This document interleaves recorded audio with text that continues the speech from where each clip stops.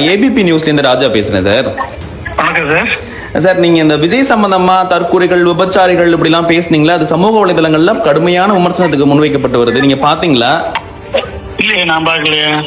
நீங்க இந்த மாதிரி அடுத்த விஜய்க்கு ஆசைப்படுறவங்க விபச்சாரிகள் எல்லாம் பேசுறது சரின்னு நினைக்கிறீங்களா சார்? நீங்க ஒரு அரசியல் விமர்சகர், அதுவும் அப்துல் கலாமோட ஆலோசகரா இருந்திருக்கீங்க, அரசியல் கட்சி வச்சிருக்கீங்க.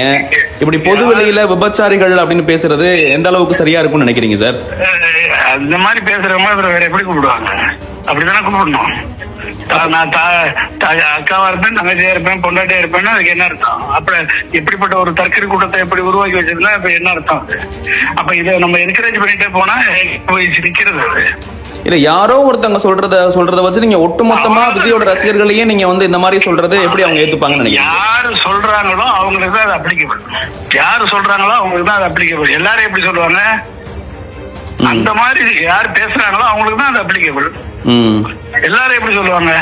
இல்ல, ஒருவேளை அப்படியே அவங்க பேசினாலும் கூட அதை நெறிப்படுத்தி அப்படி சொல்வது தவறுன்னு சொல்லுவதுதான் ஒரு அரசியல் கட்சி தலைவருக்கு சரியான ஒரு இதுவா இருக்கும். மண்டையில கொட்டினா தாங்க தெரியும். பெரியார் எப்படி கொட்டினாரு? மண்டையில கொட்டினா தான் தெரியும். அதுக்காக இந்த மாதிரி வார்த்தையை பயன்படுத்துறது சரி நினைக்கிறீங்களா சார்? சரிதான், சரிதான். அப்ப இந்த வார்த்தையை இதுக்கு நீங்க மன்னிப்பு கேட்க மாட்டீங்க, அப்படி இல்லையா? எதுக்கு மன்னிப்பு கேட்கணும்? வருத்தம் தெரிவிக்க மாட்டீங்க? ஒரு பொது வெளியில வந்து நான் பொண்டாட்டியா இருப்பேன், அக்காவா இருப்பேன், தங்கச்சியா இருப்பேன், பொண்டாட்டியா இருப்பேன், என்ன மாதிரியான ஒரு விளிம்பியங்களை இந்த மாதிரியான பொம்பளை பிள்ளைங்க வந்து இந்த எதிர்கால தலைமுறைக்கு சொல்லி கொடுக்குது. எத்தனை பேர் அதுக்கு எடுக்கும்? நம்மளும் இப்படி பேசலாமான்ற என்ன வருமா இல்லையா? அப்ப மண்டையில கொட்டினா தானே சரியா வரும். இல்ல, மண்டையில கொட்டுறது அப்படிங்கிறது நீங்களுமே இந்த மாதிரி அவதூறான ஒரு வார்த்தையை பயன்படுத்துறது உங்க தரமும் அதுல குறையுது இல்ல சார்? அது குறைஞ்சிட்டு போதுங்க. அவதூறான வார்த்தைன்னா இப்படி பேசுறவங்கள வேற எப்படி கூப்பிடுவீங்க? வேற என்ன வார்த்தை இருக்கு? சரியான நிலைப்பாடு. இந்த மாதிரி ஆட்களை இப்படித்தான் பேசி ஆகணும், வேற வழி கிடையாது. சோ இந்த வார்த்தையை பயன்படுத்த ஸ்டாண்ட்ல நீங்க உறுதியா இருக்கிறீங்க, இதை பின்வாங்க மாட்டீங்க? இதுக்கு எதுக்கு பின்வாங்கணும்? ஏங்க, நீங்க வந்து விபச்சாரி கூப்பிடணும். எதுக்கு பின்வாங்கணும்? கனவு காண சொல்லிருக்காரு அப்துல் கலாம். இந்த கழுதையை எப்படி கனவு காண்டுட்டு இருக்கு? ஒருவேளை அப்துல் கலாம் இப்ப இருந்திருந்து இந்த விஷயத்துக்கு அவர் வந்து பதில் சொல்லியிருந்தா இப்படிதான் பதில் சொல்லிருப்பாரா? அவர் பெரிய மனுஷன், அவர் பேச மாட்டாரு. அப்போ நீங்க பெரிய மனுஷன் இல்லன்னு ஒத்துக்கிறீங்களா?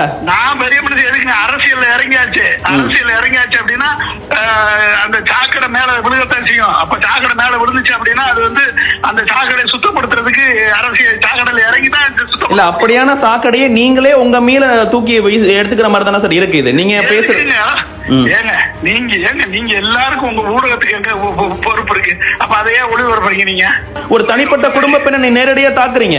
தனிப்பட்ட யாரு சொன்னாங்களோ அவங்கள அப்படித்தான் கூப்பிட முடியும். இதே மாதிரி உங்கள் குடும்பத்துல யாரோ ஒருத்தங்க பேசியிருந்தாங்கன்னா அதே வார்த்தையை தான் பயன்படுத்துவீங்களா நீங்க?